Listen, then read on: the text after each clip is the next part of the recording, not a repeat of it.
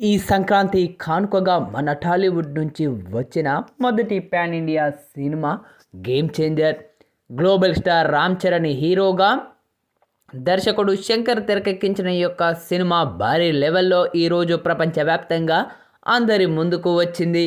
ఇక ఈ యొక్క మూవీలో రామ్ చరణ్ సరసన కేరా అద్వానీ హీరోయిన్గా నటించగా, ముఖ్య పాత్రలో ఎస్జే సూర్య, శ్రీకాంత్, జయరామ్, అంజలి తదితరులు కీలక పాత్ర పోషించడం జరిగింది. ఇక ఈ యొక్క మూవీకి తమన్ సమకూర్చగా, శ్రీ వెంకటేశ్వర క్రియేషన్స్ పతాకంపై ప్రముఖ నిర్మాణ సంస్థ దిల్ రాజ్ ఈ యొక్క మూవీని అత్యంత భారీ బడ్జెట్తో తెరకెక్కించడం జరిగింది.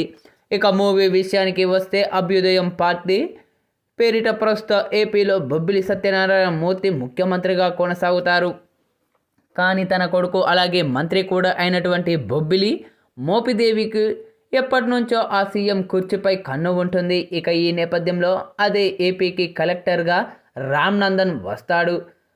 మరి తనకి మోపిదేవికి జరిగిన యుద్ధం ఏంటి? ఈ క్రమంలో సత్యమూర్తి రామ్ నందన్కి ఏపీ ముఖ్యమంత్రిగా ఎందుకు ప్రకటిస్తాడు? తాను ముఖ్యమంత్రి అవుదాం అనుకున్న మోపిదేవి ఏం చేశాడు? ఇలా రామ్ నందన్ నడుమ, మోపిదేవి నడుమ జరిగిన పొలిటికల్ వార్ ఎలా సాగింది? ఈ మొత్తానికి అభ్యుదయ పార్టీ అసలు స్థాపకుడు అప్పన్నకి సంబంధం ఏంటి అన్నది తెలియాలంటే ఈ యొక్క మూవీని వీక్షించాల్సిందే.